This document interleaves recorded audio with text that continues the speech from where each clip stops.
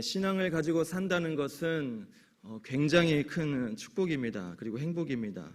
이건 절대 가져보지 못한 사람, 그리고 느껴보지 못한 사람은 이해할 수 없는 행복입니다.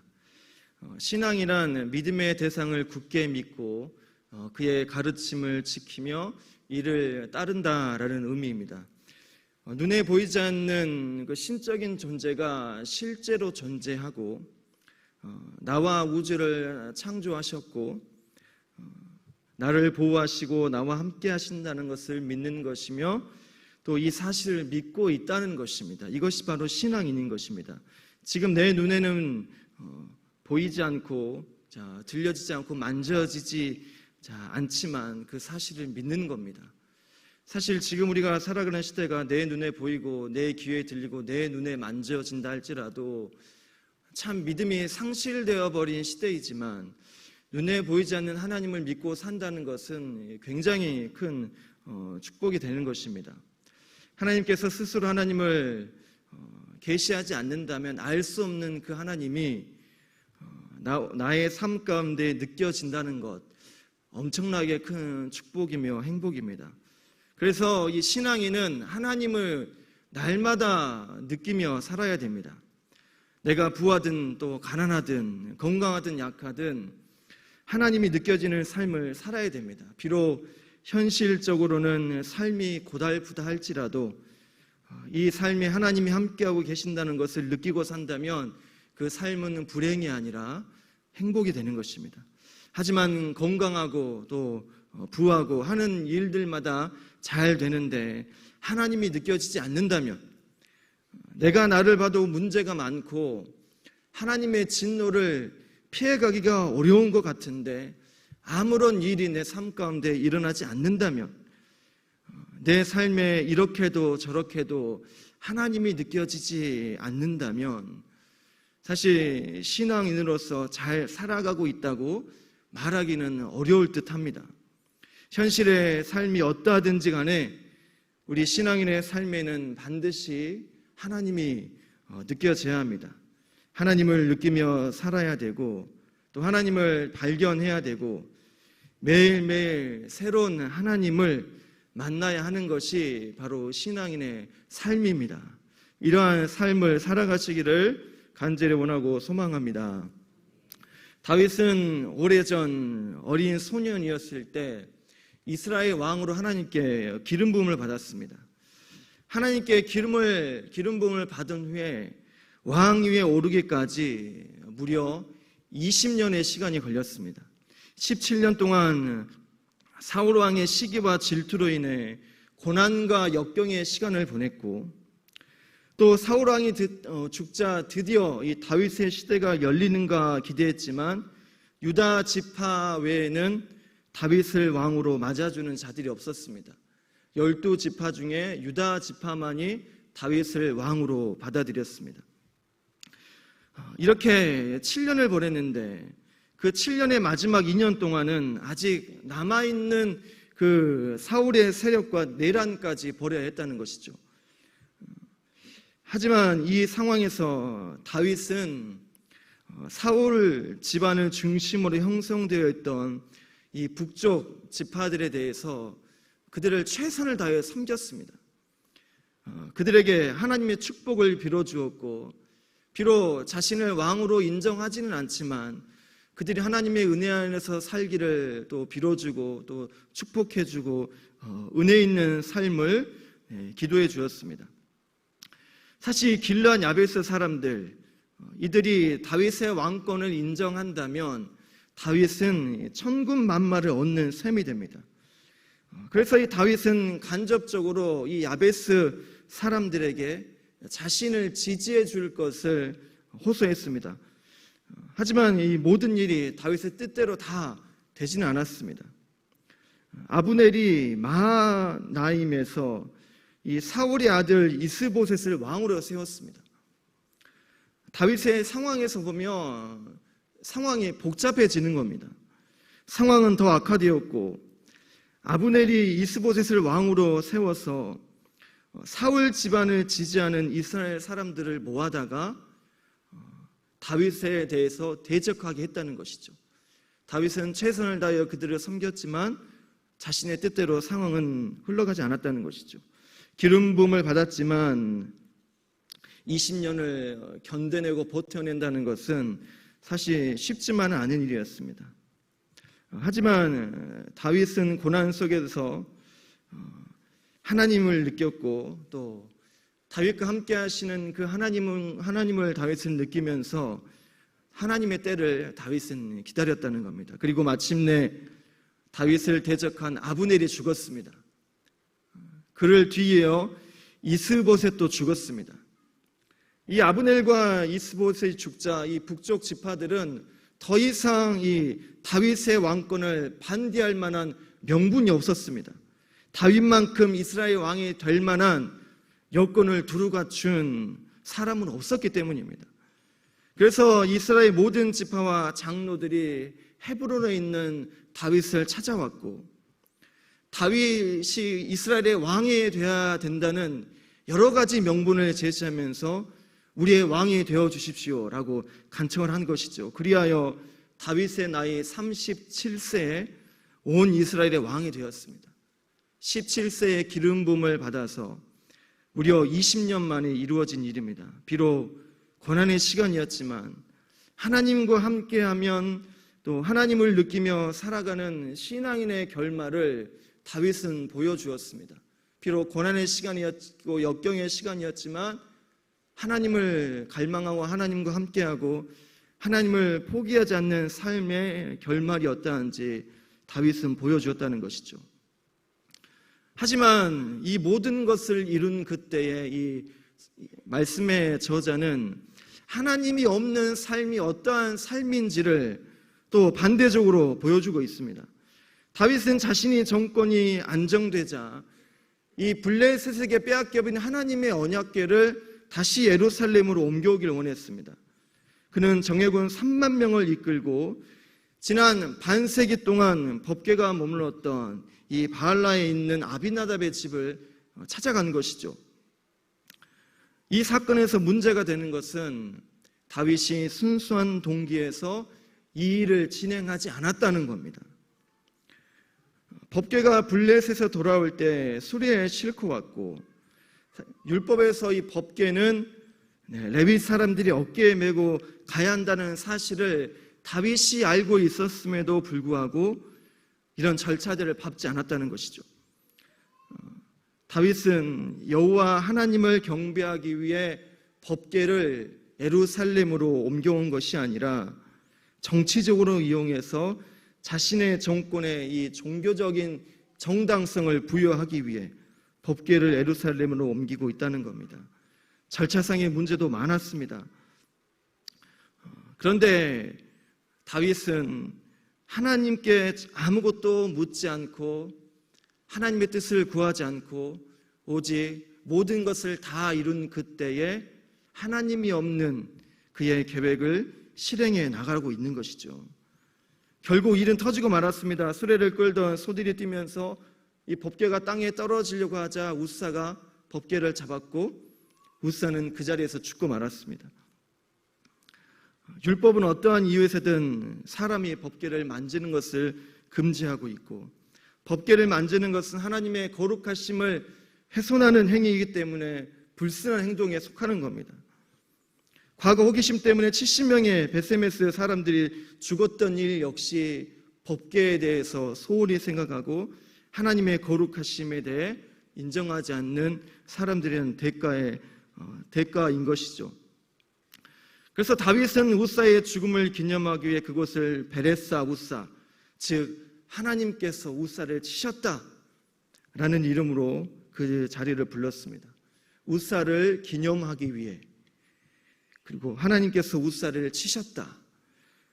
누가 가해자이고 또 누가 피해자처럼 느껴지시나요? 우사의 죽음은 다윗에게 큰 충격을 주었습니다. 그는 지금 법궤를 자신의 정권을 정당하게 하기 위해 이 일을 벌였고, 우사가 죽음으로 인해서 사실 하나님은 법궤를 함부로 대하지 말라라는 경고를 하나님 다윗에게 하고 있는 것이죠. 결국 다윗은 화를 냈고 에베드돔의 집에 이 법궤를 남겨둔 채 다윗은 예루살렘으로 복귀했습니다. 다윗은 무엇 때문에 화가 난 것일까요? 법궤를 잡은 웃사 때문에 화가 난 것일까요? 아니면 웃사를 치신 하나님께 화가 난 것일까요? 다윗은 웃사를 치신 하나님께 화가 난 것이 분명합니다. 자기의 뜻대로 되지 않는 데에 대한 분노를 지금 하나님께 표하고 있는 것이죠. 그렇게 석 달의 시간이 흘렀습니다. 그런데 하나님께서 이 법궤가 머물러 있던 오베데돔의 집에 큰 복을 주셨다라는 소식을 듣게 되고, 다윗은 법궤가 머물러 있는 에베드돔의 집에 하나님의 복이 가득하다는 사실을 듣고 다시 법궤를 예루살렘으로 옮겨오려고 했습니다. 이번에는 운반 절차를 철저하게 준비했고, 지난번 사건에서 체험한 여호와 하나님에 대한 새로운 두려움이 그를 사로잡았기 때문에 영적으로도 만반의 준비를 다 했습니다. 수레에 실지 않고 레위 사람들이 법궤를 메었습니다. 제사장들만 입을 수 있던 의복을 다윗도 입고 제사장 역할, 왕의 역할을 다윗이 함께 감당한 것이죠. 그리고 매우 성대한 잔치를 베풀었고 법궤가 6걸음 걸을 때마다 제물을 바쳤습니다. 다윗은 열렬히 춤을 추며 법궤 예루살렘 입성을 다윗은 기뻐하며 환영했습니다. 이 법궤가 에벳에돔의 집에 머물러 있는 3개월 동안 무슨 일이 일어난 것일까요? 에벳에돔의 집에는 어떤 일이 일어난 것이고 다윗의 마음에는 어떠한 변화가 일어났기에 이런 좋은 결말을 맺을 수가 있었을까요? 웃사에게 저주가 되었던 법궤가 어떻게 오베데돔에게는 축복이 된 것일까요? 하나님을 향한 이 다윗의 분함이 어떻게 환호가 된 것일까요? 어떻게 저주가 축복이 되고 어떻게 분함이 하나님을 향한 환호로 바뀔 수 있게 된 것일까요? 지난 다윗의 20년 동안 다윗이 인간적으로 가장 많이 느꼈던 감정은 무엇일까요? 20년 동안 어떠한 감정으로 다윗은 살아왔을까요? 사울에게 쫓기던 13년의 삶, 그리고 12지파 중에 한 지파 유다 지파만이 자신을 왕으로 인정하며 7년의 세월을 보낼 동안 다윗이 인간적인 감정으로 가장 많이 느꼈던 건 무엇일까요? 바로 두려움이었을 겁니다. 지구 끝까지도 쫓아다니는 이 사울에 대한 두려움, 단 하루도 다리 쭉 뻗고 잠을 자게 할 수 없는 이 사울의 이 미행과 이 쫓음, 유다 지파의 왕으로 살아왔던 7년 동안 그는 늘 불안과 두려움으로 살았을 겁니다. 하지만 그의 상황과 환경, 사람만을 두려워한 것이 아니라 다윗의 20년 동안 다윗의 두려움은 사람들 때문에만 느끼는 감정이 아니라 하나님을 향한 두려움도 그의 삶 가운데 함께 했다는 것이죠. 즉 하나님을 경외했다는 겁니다. 이 경외란 무엇이냐면 무서움과 공포로서가 아닌 하나님의 주권과 영광을 인정하는 자가 가지는 거룩한 두려움입니다. 하나님을 향한 하나님에 대한 주권을, 영광을 인정하는 자가 느끼는 거룩한 두려움, 이것이 바로 경외입니다. 하나님의 주권이란 하나님은 최고의 권위자이시며 모든 일들이 하나님의 통치 안에 있다는 것을 인정하는 것이며 하나님의 허락 없이는 아무것도 이루어질 수 없다라는 것이며 하나님은 천지의 창조주로서 그가 원하는 것에 대한 행사의 절대적 권리와 권위를 가지고 있다라는 것이 바로 하나님의 주권입니다. 이것을 인정하는 사람이 바로 하나님을 경외하는 사람이 되는 것이죠. 다윗의 두려움의 대상이었던 사울을 죽일 수 있는 기회가 많았지만 다윗이 사울을 죽이지 않는 것은 바로 사울은 하나님께서 기름 부으신 하나님께 속한 사람이었기 때문에 하나님에 대한 경외함 때문에 다윗은 사울을 죽일 수가 없었습니다. 다윗을 왕으로 인정하지 않는 지파들에 대한 무력으로 행사하지 않고 그들을 섬기며 축복했습니다. 하나님의 때를 기다렸습니다. 하나님을 경외했기 때문입니다. 그의 20년의 시간을 버티게 하고 견디게 한 다윗의 믿음은 바로 하나님을 향한 경외함 때문입니다. 하지만 다윗은 모든 것을 다 얻은 그때에, 더 이상 적도 없고 두려워할 것도 없는 그때에 다윗이 잃어버렸던 것은 하나님을 향한 경외함이었습니다. 모든 것을 다 얻은 그때에, 지난 20년을 버티게 하고 견디게 했던 하나님을 향한 이 경외함의 믿음을 그는 이제는 모든 것을 다 얻고 자신의 모든 대적이 사라진 그때에 하나님을 향한 경외함 또한 잃어버렸다는 것이죠. 하지만 사울은 어떠했습니까? 사울은 자신과 똑같은 기름 부음을 받은 다윗을 죽이려 했습니다. 하나님을 경외하지 않았기 때문입니다. 사울은 모든 것을 얻은 그때에 하나님에 대한 경외함도 잃어버렸습니다. 사울처럼 되지 않으려면 다윗이 되찾아 했던 것은 자신의 왕권을 인정해주는 법궤가 아니라 그의 정권이 아니었습니다. 백성에 대한 인기와 인정이 아니었습니다. 바로 여호와 하나님에 대한 경외함이었습니다. 과거에 하나님을 모욕하는 블레셋의 골리앗을 그가 무찌를 있었던 그 용기가 어디에서 나왔겠습니까? 바로 하나님을 향한 경외함 때문이었습니다.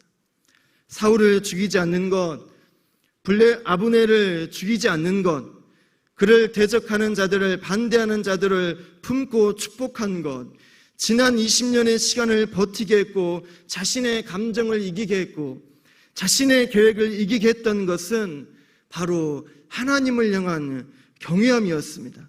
하나님을 경외함이 그를 겸손하게 했고 하나님을 의지하게 했고 모든 것이 하나님의 피조물임을 인정하게 하고 귀하게 여기게 했습니다. 그래서 그는 20년의 시간을 버텨냈고 앞으로의 그에게 허락해 주신 모든 시간과 모든 왕권을 끝까지 완수하고 사명을 완수함에 그에게 여전히 필요한 것은 하나님에 대한 경외함이었습니다. 이제 나를 대적하는 사람, 나에게 지시할 사람, 나를 반대하는 사람이 다 사라졌다 할지라도 여전히 다윗이 그리고 우리가 간직해야 될 것은 하나님을 향한 경외함, 하나님을 향한 주권, 하나님을 향한 영광을 계속적으로 유지하는 것입니다. 법궤가 예루살렘으로 돌아왔을 때에 다윗이 그렇게 기뻐했던 이유는 무엇일까요? 어떻게 다윗은 자신의 옷이 벗겨지는도 모른 채 그렇게 기뻐할 수 있었을까요? 자신의 정권을 인정해주는 법궤가 다시 돌아왔기 때문에 다윗이 기뻐했을까요? 만약 그렇다면 아비나답의 집에서 법궤를 옮길 그때도 그는 똑같이 해야 됐습니다. 군사를 동원하는 것이 아니라 레위 사람들을 동원하고 하나님께 바쳐드릴 제물을 준비했어야 되는데 다윗은 그렇게 하지 않았다는 것입니다. 하지만 오베데돔의 집에 있던 법궤가 다시 예루살렘으로 돌아올 때 다윗이 이렇게 기뻐할 수 있었던 것은 그가 새로운 차원의 하나님을 느끼고 경험했기 때문입니다. 지난 시간에는 느끼지 않았던 하나님, 느껴보지 못한 하나님, 알지 못했던 하나님을 그가 다시금 발견하고 다시금 경험했기 때문에 그가 이렇게 기뻐할 수 있었다는 것이죠. 눈에 보이지 않는 하나님을 발견하고 느낀다는 것은 굉장히 큰 축복이며 기쁨이며 행복입니다. 눈에 보이지 않는 하나님, 만질 수 없는 하나님을 한낱 피조물 된 우리들이 그 하나님을 느낀다면 예배를 통해 말씀을 통해 믿음을 통해 신앙의 여정을 통해 하나님은 이러한 분이시구나, 하나님은 나와 함께 하시는 분이었구나, 내 삶을 계획하셨고 내 삶을 여전히 인도하고 계셨구나. 이걸 느낀다는 것은 굉장히 큰 기쁨입니다. 저에게도 이런 기쁨을 느낀 적이 있습니다.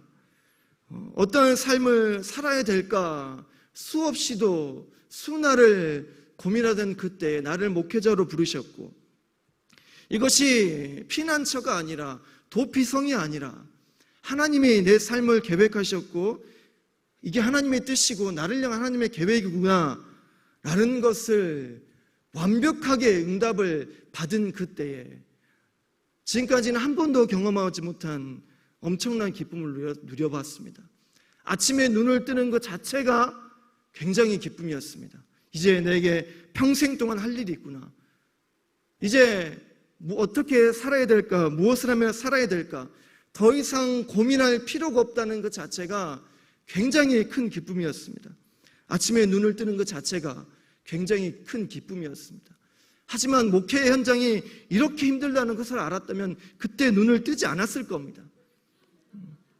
하지만 어찌됐든 간에 나를 향한 하나님을 만난다는 것, 나를 향한 하나님의 계획을 깨닫는다는 것, 눈에 보이지 않는 하나님을 보고 귀에 들리지 않았던 하나님의 음성을 듣는다는 것, 새로운 하나님, 이전까지는 경험하지 못했고 알지 못했던 새로운 하나님을 느낀다는 것은 세상 그 어떤 것을 얻는 것보다도 그것과도 비교할 수 없는 엄청난 기쁨입니다. 다윗이 다시 돌아온 이 법궤를 맞이하며 자신의 아내에게도 비난을 받을 정도로 그가 기뻐할 수밖에 없고 왕으로서는 할 수 없는 추한 행동을 하면서까지 다시 돌아온 법궤를 기뻐할 수밖에 없었던 것은 이제 이 법궤를 통해 나의 정권이 안정화되겠구나. 지금까지 나를 왕으로 인정하지 않았던 11지파에게 이제 인정받겠구나. 이것 때문에 기뻐한 것이 아니라 새로운 하나님을 경험하고 느꼈기 때문입니다. 이전까지는 깨닫지 못했고 알지 못했던 새로운 하나님을 느꼈기 때문에 다윗은 이제 기뻐하고 있는 것입니다. 우사의 죽음을 통해 다윗은 새로운 차원에서 하나님을 이해하게 되었고 법궤의 위력을 보고 두려움에 휩싸이게 되었습니다. 다윗은 여호와를 새로운 차원에서 두려워하게 되었습니다. 두려운 상황과 현실에서 하나님을 향한 경외함을 넘어서 두려워할 것 없는 현실 속에서도 여전히 하나님을 향한 경외함을 유지하는 것, 내 삶이 잘 되든 잘 되지 않든 여전히 하나님은 살아계시고 이 땅의 모든 운행은 하나님의 주권 아래에 있고 그 사람이 천하든 부하든 나보다 높은 자든 낮은 자든 그 모든 것들이 하나님의 주권 안에 있다는 것을, 하나님의 피조물 안에 있다는 것을, 동등한 하나님의 사람의 선상에 있다는 것을 다윗은 인정하며 자신의 환경과 상황이 어떠하든지 상관없이 여전히 하나님을 향한 경외함을 인정해야 된다는 사실을 그가 배웠다는 것이죠. 내가 죄를 지었기 때문에 나를 심판하시는 하나님 앞에 두려워 떠는 것이 아니라 내가 경건한 삶을 살아도 참된 신앙인의 삶을 살아가도 하나님 앞에 정죄함 받을 것 하나 없는 삶을 살아간다 할지라도 여전히 하나님은 나의 경외함의 대상이구나 라는 사실을 다윗은 느꼈다는 것이죠. 이제 그의 왕권은 안정화되었습니다. 그를 대적할 사람은 아무도 없습니다. 그러할지라도 다윗은 여전히 하나님을 경외해야 된다는 사실을 우사의 죽음을 통해 오베데돔의 축복을 베풀어 주신 그 3개월의 시간 동안 다윗은 새로운 차원의 하나님을 경험했다는 것이죠. 그에게는 매우 좋은 경험이었을 겁니다. 그가 훗날에 밧세바와 간음한 후에 나단의 메시지를 쉽게 받아들이고 즉시 하나님 앞에 회개할 수 있었던 것도 어쩌면 새로운 차원의 하나님을 느꼈던 이 사건 때문일 수 있습니다. 이 사건을 통해 형성된 살아계신 하나님에 대한 두려움에 대한 영향 때문에 다윗은 즉각적으로 하나님 앞에 반응하고 회개하는 삶을 살아내는 계기가 되었다는 것이죠. 사랑하는 성도 여러분, 여러분의 삶에는 하나님이 느껴지십니까? 우리의 삶에는 하나님이 느껴지고 있습니까? 하루의 삶 가운데 오늘도 하나님께서 나와 함께하고 계셨구나. 오늘도 나의 하루의 삶을 하나님의 계획하셨고 내 삶을 운행해 주셨구나 라는 사실이 느껴지십니까? 혹여나 그 하나님이 느껴지지 않는다면 하나님을 향한 경외함을 회복하시기를 바랍니다. 하나님을 향한 경외함을 성령 하나님께 구하시기를 축복합니다. 내 힘으로는 해낼 수 없는 현실 속으로 들어가십시오. 감당하기 어려운 신앙의 훈련과 사역의 현장에 도전하십시오. 차라리 그 현장에서 하나님을 향한 두려움을 회복하고 경외함을 회복하는 것이 내가 감당하기 어려운 상황 가운데 고난을 받는 것보다 그 고난 속에서 차라리 하나님을 느끼며 하나님을 경외하며 하나님 아니면 안 됩니다. 하나님의 주권을 행사해 주십시오 라는 믿음을 발휘하는 것이 더 큰 축복인 줄 믿습니다. 새로운 차원의 하나님을 느끼고 싶으시다면, 지금까지는 내가 경험하지 못한 하나님을 느끼고 싶다면, 지금까지의 너무나도 단조롭고 쉽고 편안한 신앙을 넘어서서 내가 감당하기 어려운 신앙으로 도전하십시오. 내 가족을 전도하는 일에, 새벽을 깨우는 일에, 더 많은 공적인 예배와 더 많은 사역에 여러분의 신앙과 삶을 맡기십시오. 그러면 거기에서 새로운 차원의 하나님을 만날 수 있을 겁니다. 하나님을 향한 경외함을 회복할 수 있을 겁니다.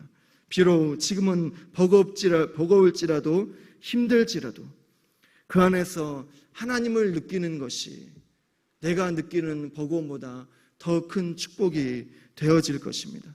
사랑하는 성도 여러분, 하나님은 우리의 삶이 잘 되든 못 되든, 우리의 삶이 부하든 가난하든, 내 육체가 건강하든 건강하지 않든, 우리 하나님은 우리의 경외함의 대상이 되십니다. 우리의 두려움의 대상이 되십니다. 우리의 죄와 상관없이, 우리의 정결함과 상관없이 우리의 경외함이 되십니다. 그분의 주권을 인정하고 그분의 영광을 인정하는 사람이 하나님을 경외하는 사람이고, 하나님을 경외하는 그 사람이 하나님 앞에 귀하게 쓰임받고 날마다 새로운 하나님을 경험하며 다윗과 같은 놀라운 기쁨을 누리는 삶을 살아갈 수 있는 것입니다. 그 기쁨을 회복하시기를 간절히 원하고 소망합니다.